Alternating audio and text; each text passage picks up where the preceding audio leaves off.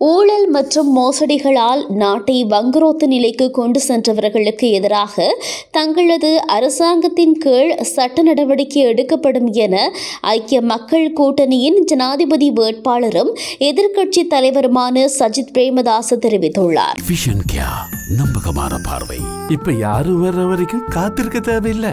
புத்தளத்தில் இடம்பெற்ற தேர்தல் பிரச்சார கூட்டத்தில் இதனை தெரிவித்த அவர், நாட்டை வங்குரோத்து நிலைக்கு கொண்டு சென்றவர்களை தற்போதைய ஜனாதிபதி தலைமையிலான அரசாங்கம் கடந்த 2.5 ஆண்டுகளாக பாதுகாத்து வந்துள்ளது. நாட்டை வங்குரோத்து நிலைக்கு கொண்டு சென்றவர்களுக்கு எதிராக எமது அரசாங்கத்தில் சட்ட நடவடிக்கை எடுக்கப்படும்.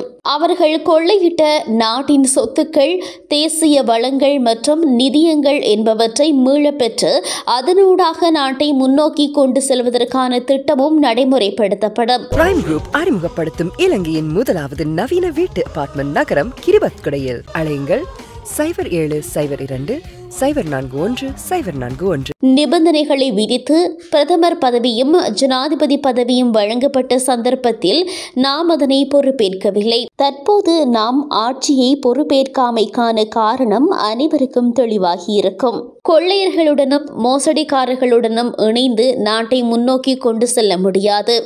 அதே நேரம் எமது கல்வி வேலை திட்டம் தொடர்பில் எமக்கு எதிரான 2 குழுக்களும் ஒன்றிணைந்து பல விமர்சனங்களை முன்வைக்கின்றன.